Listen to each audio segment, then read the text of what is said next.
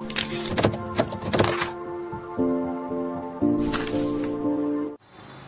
Students, myself Kumar Gaurav और आज हम लोग क्लास 8 में इनवर्स प्रपोर्शन पढ़ेंगे। क्लियर है? पहले हम लोग समझते हैं कि इनवर्स प्रपोर्शन होता क्या है। तो देखिए, इनवर्स प्रपोर्शन उसको बोलते हैं जब कोई एक क्वांटिटी बढ़ेगा तो अगला क्वांटिटी अगर घटे तो उसको बोलेंगे इनवर्स प्रपोर्शन। मतलब ये कि एक क्वांटिटी बढ़ रहा है और दूसरा क्वांटिटी क्या होगा, डाउन होगा। क्लियर? तब उसको बोलेंगे इनवर्स प्रपोर्शन। कैसे समझते हैं? एग्जाम्पल से देखिए, जैसे मान लीजिए कि कोई गाड़ी है, ठीक है, उस गाड़ी का अगर आप स्पीड बढ़ा दीजिएगा, आपने स्पीड क्या किया, बढ़ा दिया है ना, तो उस गाड़ी का अगर आप स्पीड बढ़ा दीजिएगा तो आपके घर पहुंचने का जो टाइम होगा वो घट जाएगा। समझ में आया स्टूडेंट्स? कि अगर आपने स्पीड बढ़ाया तो आपको घर पहुंचने का टाइम क्या होगा, घटेगा। तो यहाँ पर क्या हुआ, एक क्वांटिटी बढ़ा, मतलब स्पीड बढ़ाया आपने, तो एक क्वांटिटी बढ़ा तो अगला क्वांटिटी क्या हो गया, घट गया, है ना। यहाँ पर दो क्वांटिटी है, एक क्वांटिटी आपका स्पीड था, दूसरा क्वांटिटी टाइम था। मतलब ये कि जब हमने स्पीड बढ़ा दिया तो टाइम घट गया। अगर आप स्पीड कम कर दीजिए, अगर आप स्पीड कम कर दीजिएगा तो आपका घर पहुंचने का समय जो है वो बढ़ जाएगा। समझ में आ रहा है स्टूडेंट्स? तो ये होता है इनवर्स प्रोपोर्शन। क्लियर है? या फिर आप इस तरीके से समझ सकते हैं कि अगर मान लीजिए कि आप किसी पिकनिक पर गए, ठीक है, आपके पास कुछ खाना है और आप लोग 4 लोग हैं, आप लोग 4 लोग हैं और 4 लोगों के लिए 8 दिन का खाना है। मतलब आप जितना खाना लेकर गए वो 4 लोग 8 दिन में खा लेंगे। अब मान लीजिए कि पिकनिक पर कुछ लोग आपको और मिल गए, तो अगर आदमी का संख्या बढ़ गया तो खाना जल्दी खत्म होगा कि देर से खत्म होगा?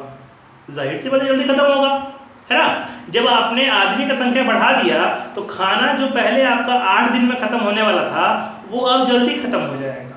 समझ में आया स्टूडेंट्स? यहाँ भी क्या हुआ, एक क्वांटिटी बढ़ा, दूसरा क्वांटिटी घटा। क्लियर?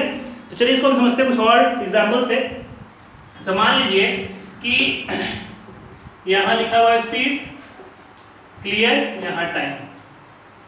देखिए बात समझिएगा, जब आपका स्पीड था 80 किलोमीटर पर आवर, ठीक, तो मान लीजिए कि घर पहुंचने का आपका जो टाइम था वो 4 आवर था।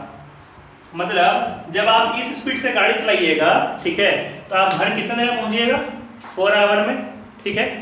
अगर मान लीजिए कि हमने स्पीड को एकदम आधा कर दिया, 40 किलोमीटर कर दिया, तो अगर हम स्पीड हाफ कर देंगे तो मेरा घर पहुंचने का टाइम डबल हो जाएगा।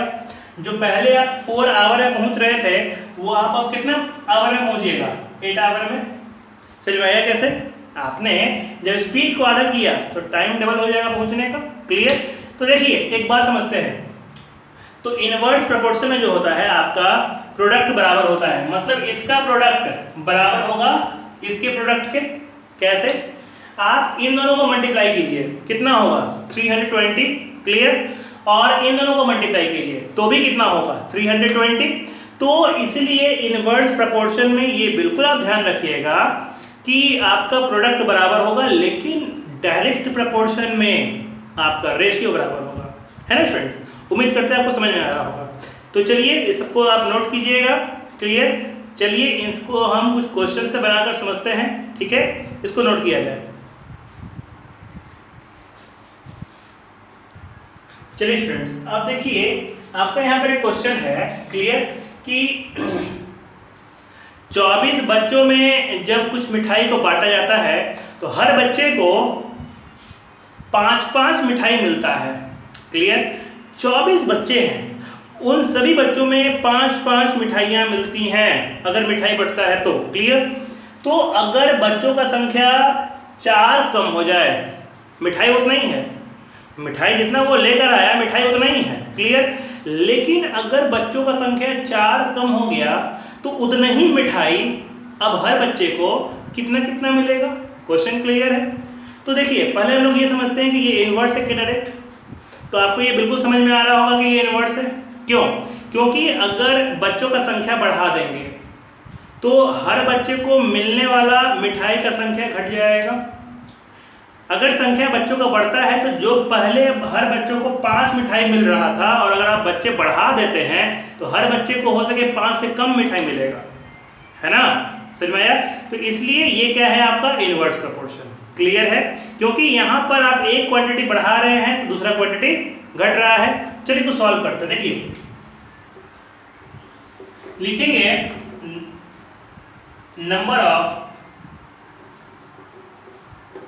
Children, clear, number of sweets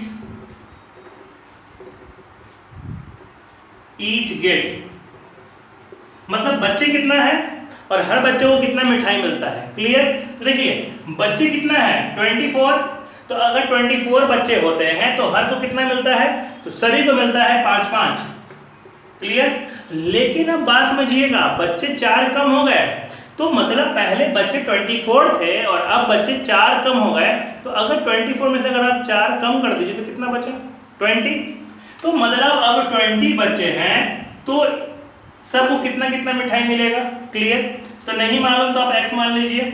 और अभी हमने आपको बताया कि इनवर्स प्रोपोर्शन में प्रोडक्ट इक्वल होता है, मतलब इसका प्रोडक्ट बराबर होगा इसके प्रोडक्ट के, प्रोडक्ट मतलब मल्टीप्लाई, है ना। देखिए तो 24 इंटू 5 ये बराबर होगा 20 इंटू एक्स। क्लियर है। तो 24 इंटू 5, अब ये 20 मल्टीप्लाई में क्या हो गया डिवाइड में, तो इधर क्या बचा x। 5 से मैं डिवाइड लगाइएगा तो 4 बार में, और 4 से 6 बार में, मतलब x का वैल्यू कितना हो गया 6। इसका मतलब ये हुआ कि हर बच्चे को कितना कितना मिठाई मिलेगा 6-6। उम्मीद है आपको ये क्वेश्चन समझ में आया होगा, इसको नोट किया।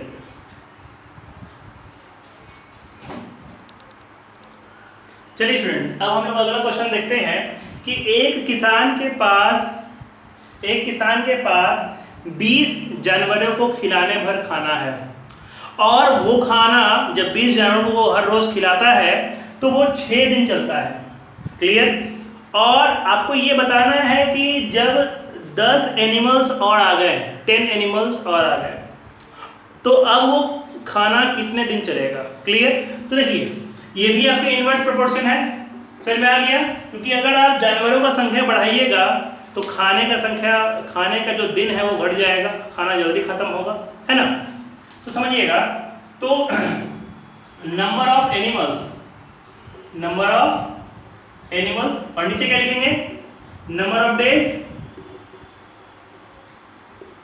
पहले एनिमल कितना था 20, तो खाना कितने दिन चल रहा था, तो खाना चल रहा था 6 डेज। क्लियर। और अब एनिमल 10 मोर, 10 और आ गए, तो 10 और आ गए, इसका मतलब ये कि पहले तो 20 था हम लोगों के पास, 10 और आ गए, तो अब कितना हो गया 30। तो 30 एनिमल्स के लिए कितना दिन चलेगा, तो दिन नहीं मालूम तो हम लोग x मान लेते हैं। अब चूंकि ये इनवर्स है तो इसका प्रोडक्ट तो बराबर होगा, मतलब ये कि 20 इंटू 6 ये बराबर होगा 30 इंटू एक्स।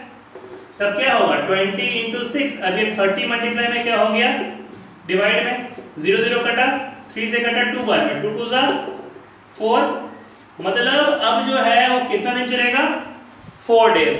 स्टूडेंट्स क्लियर है। आप इस तरह के और भी क्वेश्चंस को बनाकर देखिएगा, किसी भी बुक से बनाइएगा।